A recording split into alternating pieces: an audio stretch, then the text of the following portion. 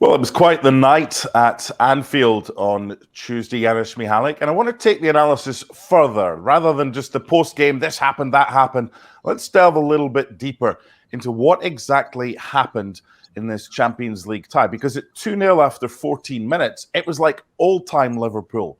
It was like Liverpool with the cop behind them, with the full stadium singing. Everything was great in the world. They were 2-0 up against Real Madrid, but that was as good as it got. Real Madrid scored 5 unanswered goals. What's the biggest issue for Jurgen Klopp to take away from this defeat?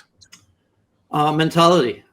Sometimes it may be too easy to say because, if you look at this game, it was a footballing lesson in so many different ways from Real Madrid, right? If you just go down to the way they came back in the second half and how they scored their goals. They walked around Liverpool and, you look at the fourth goal with Benzema, maybe a little bit of luck, but the way they played around Liverpool in the penalty area, right? One touch, Benzema and Rodrigo. Obviously, the last goal on the counter was superb, and Benzema had even time to put down Alisson on his behind. So I think that's easy. That's been talked about and all of that. But my big issue is the lack of response from Liverpool, and I thought I would never have to bring that mentality monster thing into it, but I think it's appropriate to do that right now because Real Madrid showed their DNA, showed the response. As you've mentioned, at 2-0, I think everybody, including myself, thought, my goodness, this is special. These are European nights at Anfield. But yet Real Madrid found a response. Once they put it in the second gear mark, there was nothing from Liverpool. And I couldn't believe in that because you are at home, you are at Anfield, you have halftime to talk about that response from Real Madrid, right? And what happens in the 47th minute? Real Madrid score immediately. So if we talk about the DNA of both clubs, it's for all of us to see because let's face it, on one hand, Real Madrid has not been the best version of themselves, have they? But they weren't bad. And that was the issue going into the game because, if you think, okay, Real Madrid, number of points behind Barcelona in La Liga, but in the last 10 games, they've won 8, drew 1, and lost 1.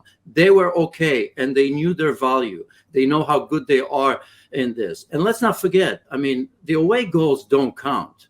And for the life of me, I don't understand why Liverpool surrender in such way. Almost as if they said, that's it, we don't have it. And that's not Liverpool's way. That's definitely, Mark, not their way. Because even at 3-2, 4-2, even at 5-2, what if you score a goal or two and go to Madrid, 5-3, 5-4? There's still a possibility.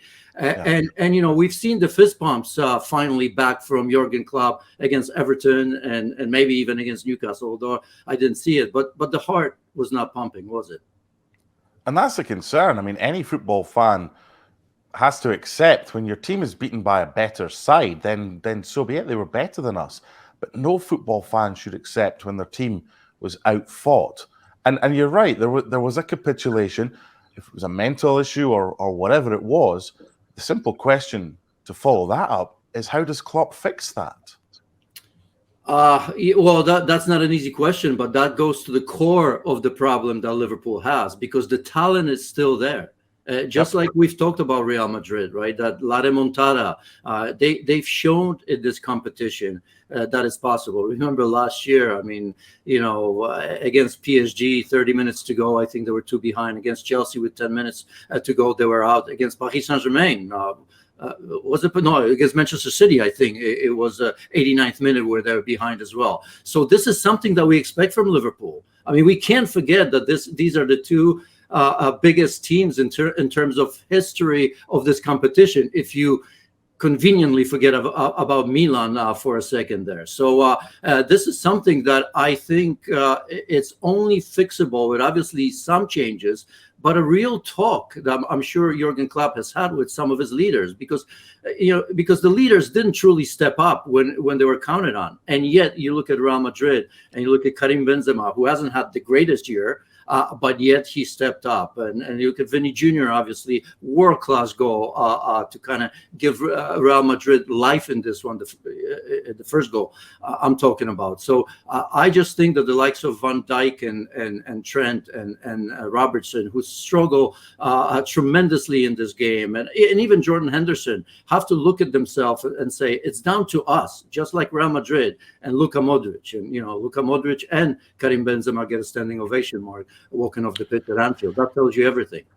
It's funny you mentioned those two particular Real Madrid players, Luka Modric and Karim Benzema, because I was about to ask you if Father Time is an issue for Liverpool. Maybe the Liverpool that was so successful under Jurgen Klopp, maybe those days are gone, even though the players that might have been involved there are still there. So on one hand, you can say, is it time for a refresh? But on the other hand, you can say, well, wait a minute here. If Real Madrid can still get what they get out of Modric and what they get out of Benzema, why can't Liverpool get what they used to get out of the likes of Virgil van Dijk and others?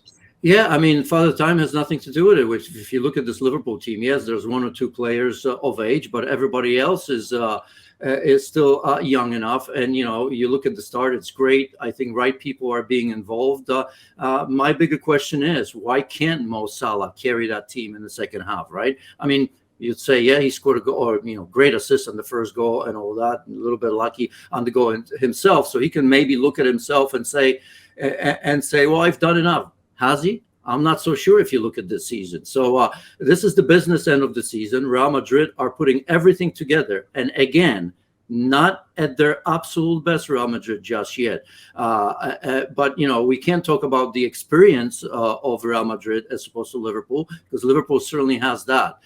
So it's down to heart, it's down to mentality. Is it heart? It's time for that killer instinct. And there are absolutely no excuses. And yes, defensive issues have been there, and we've seen it throughout the season for Liverpool, and you can't get around that. But I just think at the end of the game, there come games like this one that can change your season. And certainly, I just have a feeling that it may have just killed Liverpool's season. Well, I think the only thing they've really realistically got left to chase now is a top 4 spot to get back into the Champions League next season, and that won't be easy. Should we apportion any of the blame to Jurgen Klopp or to those involved in getting players in for not doing enough in January to protect that defence that you've been speaking about? Because it is fragile right now.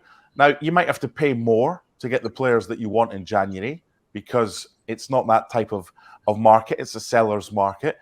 But they need protection in front of that back 4. There are players available. We saw Chelsea get the players that they wanted, although they had to spend more for it. Should Klopp and Liverpool have done more to ensure that you don't go into a Real Madrid game with a teenager, as he did, protecting the back 4? Well, I mean, it's hard to talk about it because it hasn't happened. Maybe they could, or maybe they couldn't. But given what we have, you can still manage a little bit better. And I think that's the stubbornness, because, we've talked about that DNA and philosophy of Jurgen Klopp. And it's very hard to change that. But I think great team and great coaches do that when they understand they have an issue. And again, I'll mention, defensively. Obviously, Joe Gomez had a hard game. Van Dijk wasn't at his best, obviously still coming back from injury. I could understand that it takes a little bit of time. How long are we going to be talking about Trent, that he can only play when the system is right? I mean, what sort of a defender he is? I'm so sick and tired of listening to this excuse. If the midfield is proper, if the defense that's always playing high is at their best, but they're not. So what do we do? I mean, how long do we have to wait for Jurgen Klopp or Liverpool to kind of say, okay, we're obviously not the same team, so how do we manage in games like this one, which is massive, when we're leading 2-0, instead of going after, to maybe become a little bit more pragmatic, maybe to change things around a little bit, right? Andy Robertson, I mean, virtually nothing out of him, right? I mean, defensively, struggle and something that we're used to in terms of going forward. I mean, I don't even know if he was on the pitch. He was that quiet, and that's so unusual. So I just think that you have to look for something within the within the team and fix that. And that goes down to Jurgen Klopp, because I think there are times where he absolutely has to change his philosophy in the way he plays. When he's got the pieces that he needs it, yes, then by all means go back to that rock and roll way of playing football that gives you entertainment and trophies as well. But at this moment, he can't afford it, yet he still exposes his team in ways that I don't understand. We've seen some funky things happen in the Champions League by way of comebacks in the second leg. This might top it all if Liverpool can go to Spain and knock out Real Madrid. It's highly unlikely, and that means all that's left for Liverpool this season would be to get into the top 4, to get back into the Champions League next season. But where they are in the table right now, there's some job ahead of them. Thanks so much for watching ESPN on YouTube. And for more sports highlights and analysis, be sure to download the ESPN app. And for premium content and live streaming, subscribe to ESPN Plus.